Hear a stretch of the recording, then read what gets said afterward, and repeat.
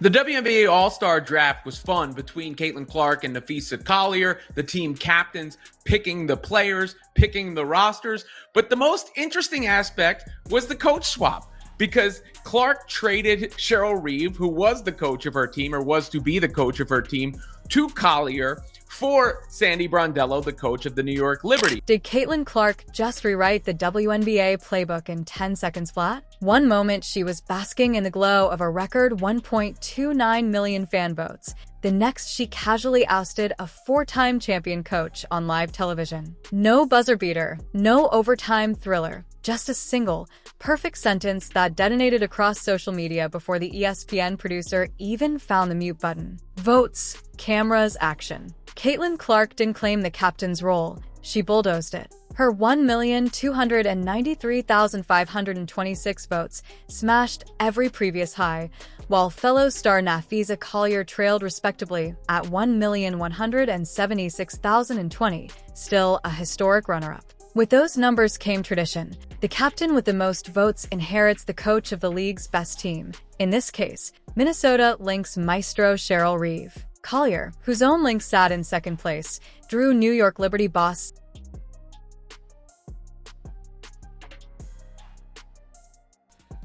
Caitlin Clark just made the funniest All-Star selections ever. She just picked her friends. She made sure she picked no ops, as people like to call them. She made sure there were no ops on her team. If she's played with a player before, like Sonia Citron, she picked her. Gabby Williams, she picked nobody that tweeted a negative thing about her. She's picked nobody that has said a negative thing about her in the media.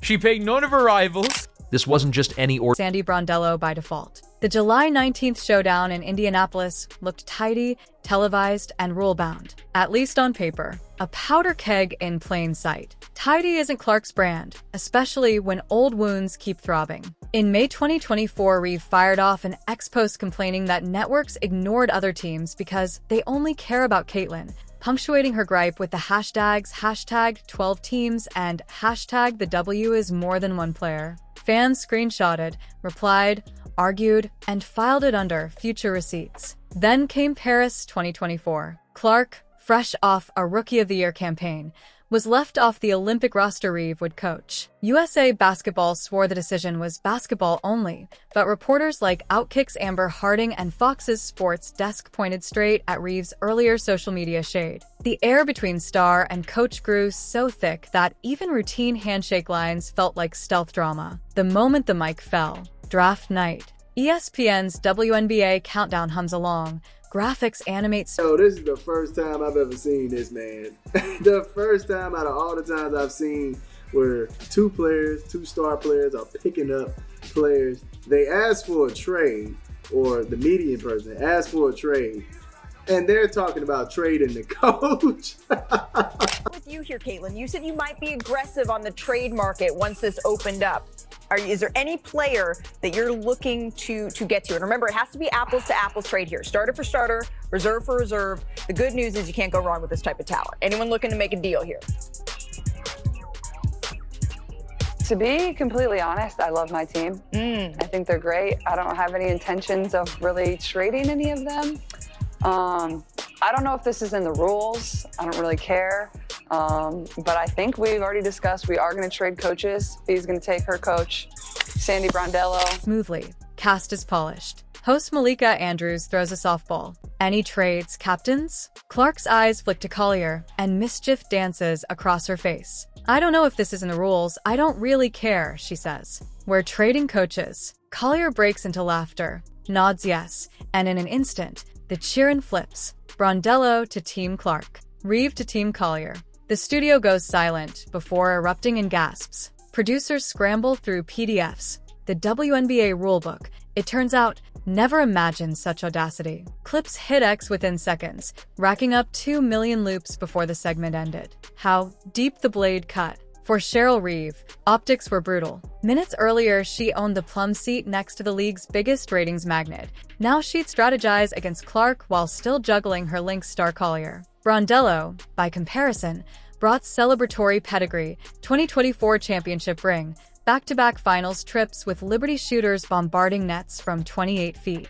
Reeve owns 4 titles of her own. Caitlin Clark was supposed to be coached by Minnesota Lynx head coach Cheryl Reeve. Napheesa Collier was supposed to be coached by New York Liberty head coach Sandy Brondello. They swapped coaches. Cheryl Reeve, dodged the bullet. Thank God I don't need to coach Caitlin Clark, man. Man, I can't deal with that. I would have had to swallow so much pride, I can't do that. Fee, she probably called him the Fee, talk to Caitlin, please. I can't coach her, I can't do it. This book's about to come out. You know what they're going to be saying if I'm coaching Caitlin Clark and the book's out? Oh, God. Fee, please. But on that stage, hardware felt strangely hollow. She had been traded like a 5th-round pick in a fantasy league. Clark's no-ops draft board. The roster Clark built was equal parts loyalty and lethal spacing. Pick 1, Aaliyah Boston, Fever co-star and best friend on road trips. Pick 3, Sabrina Ionescu, logo 3s and ice water clutch. Pick 5, Aya Wilson, 3-time MVP who happily slid to power forward. Pick 7, Sata Sabali, because versatility never sleeps. Her reserve philosophy was quoted on mic, no ops. Translation, no rivals, no subtle haters. No one who ever subtweeted her name. Thus, Kelsey Mitchell and Jackie Young joined the party, along with rookies Sonia Citrin and Kiki Iriafin, whose combined speed lets Clark run Indy 500 fast breaks in Indy's own arena. Pace and space meets guard the yard. Sandy Brondello learned she'd been traded via text. Of course, Reeve is Collier's head coach for the Minnesota Lynx, so that makes sense. But the drama is going to come from Reeve having previously been critical on social media about the amount of attention Clark received relative to the rest of the league, not to mention being the coach of Team USA that Caitlin Clark was so famously snubbed from. Brondello's like, oh yeah, this is good. So wait, Caitlin Clark had Chrissy Sides, who never let her. Okay, now she's got Stephanie White, who wants to do off ball. Oh, okay. And now Sandy Brondello's like, wait, I could show Caitlin what she's been missing this whole entire. I can set up an offense like, oh, here comes recruitment year of 2028. From her teenage son, Mom, you got traded. The veteran coach laughed, grabbed a notepad, and told the media, hey, history's fun. Her offense ranks top 2 in threes attempted and assist rate. Clark's deep range and no-look lasers fit like snap-on spacers. Reeve's defensive ethos, ice the pick and roll, shrink the gaps, grind possessions to molasses, now has to counter that track meet lineup without the guard who best pilots it. Coaching philosophies haven't clashed this glaringly since Spurs Suns 2007, and that one needed 7 games, not 4 quarters. Microphones and sound bites. Collier, still giggling, told the broadcast, that just means we have more synergy on our side. Clark, meanwhile, doubled down for the cameras. Sorry WNBA, sorry ESPN, we just made it a rule. Brondello quipped she'd finally get to diagram plays for Sabrina Ionescu and Clark.